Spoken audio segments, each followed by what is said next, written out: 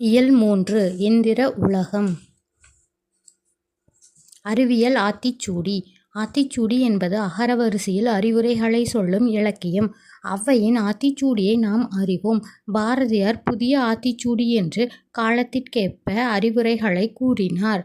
அகரவரிசையில் அறிவியல் அறிவோம், அகில உலகையும் ஆய்வு செய்வோம், அனைத்தையும் உலகின் நலத்திற்கு வழங்குவோம். அறிவியல் சிந்தனைக்குள், ஆய்வில் மூழ்கு, இயன்றவரை புரிந்துகொள், ஈடுபாட்டுடன் அணுகு, உண்மை கண்டறி, ஊக்கம் வெற்றி தரும். என்றும் அறிவியலே வெல்லும், ஏன் என்று கேள், ஐயம் தெளிந்து சொல், ஒருமித்து செயல்படு, ஓய்வற உழை. ஔடதமாம் அனுபவம். நெல்லை சு. முத்து. சொல்லும் பொருளும். இயன்றவரை, முடிந்தவரை, ஒருமித்து, ஒன்றுபட்டு, ஔடதம், மருந்து, நூல்வெளி, தம்மை ஒத்த அலைநீளத்தில் சிந்திப்பவர் என்று மேதகு அப்துல் கலாம் அவர்களால் பாராட்டப் பெற்றவர் நெல்லை சு. முத்து. இவர் அறிவியல் அறிஞர் மற்றும் கவிஞர். விக்ரம் சாராபாய் விண்வெளி மையம், சதீஷ் தவான் விண்வெளி மையம், இந்திய விண்வெளி மையம் ஆகிய நிறுவனங்களில் பணியாற்றியவர். அறிவியல் கவிதைகள், கட்டுரைகள் பலவற்றை படித்துள்ளார். 80க்கும் மேற்பட்ட நூல்களை எழுதி வெளியிட்டுள்ளார். அறிவியல் ஆத்திச்சூடி என்னும் நூலின் ஒரு பகுதி இங்கு தரப்பட்டுள்ளது. சரியான விடையை தேர்ந்தெடுத்து எழுதுக. உடல் நோய்க்கு ஔடதம் தேவை. நண்பர்களுடன் ஒருமித்து விளையாடு.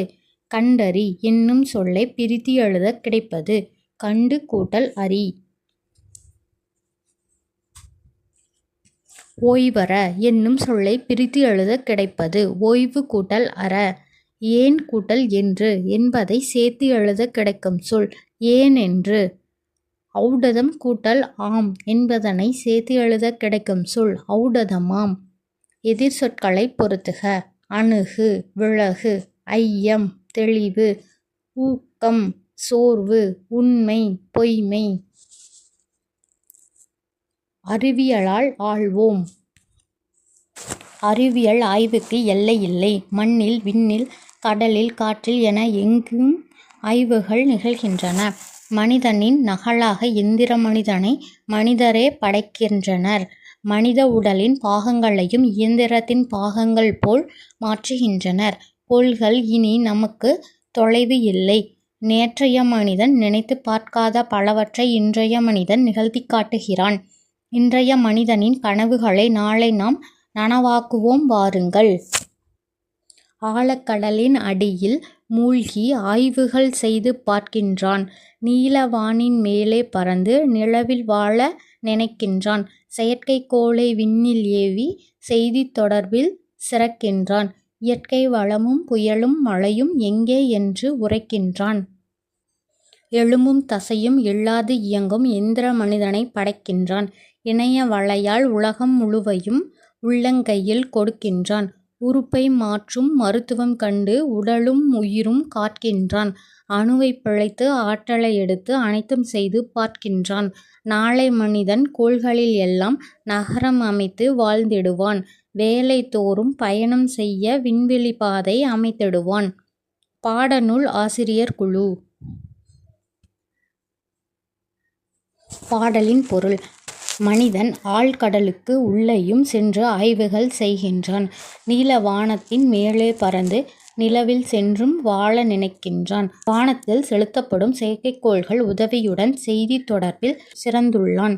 இயற்கை வளங்களையும் புயல் மழை ஆகியவற்றையும் கண்டறிந்து கூறுகிறான். எலும்பும் தசையும் இல்லாமல் செயல்படும் எந்திர மனிதனையும் படைத்து விட்டான். இணைய வலையின் உதவியால் உலகத்தையே நம் உள்ளங்கையில் கொடுக்கின்றான். பாதிக்கப்பட்ட உடல் உறுப்புகளை மாற்றி பொருத்தி உடலையும் உயிரையும் காக்க வழிவகை செய்துவிட்டான். அணுவை பிளந்து ஆற்றலை எடுத்து அனைத்து தேவைகளையும் நிறைவேற்றிக் கொள்ள முயல்கிறான். நாளைய மனிதனோ விண்ணிலுள்ள கோள்களில் எல்லாம் நகரங்கள் அமைத்து வாழ்ந்திடுவான். அங்கு சென்று வர விண்வெளியிலும் பாதை அமைத்திடுவான். வானை அளப்போம், கடல் மீனை அளப்போம், சந்திர மண்டலத்தியல் கண்டு தெளிப்போம், சந்தி தெருப்பெருக்கும் சாத்திரம் கற்போம். பாரதியார். சரியான விடையை தேர்ந்தெடுத்து எழுதுக. மனிதன் எப்போதும் உண்மையையே உரைக்கின்றான். ஆழக்கடல் என்னும் சொல்லைப் பிரித்து எழுதக் கிடைப்பது ஆழ் கூட்டல் கடல். விண்வெளி என்னும் சொல்லைப் பிரித்து எழுதக் கிடைப்பது விண் கூட்டல் வெளி. நீலம் கூட்டல் வானம் என்பதனைச் சேர்த்து எழுதக் கிடைக்கும் சொல் நீலவானம். இல்லாது கூட்டல் இயங்கும் என்பதனைச் சேர்த்து எழுதக் கிடைக்கும் சொல் இல்லாதியங்கும்.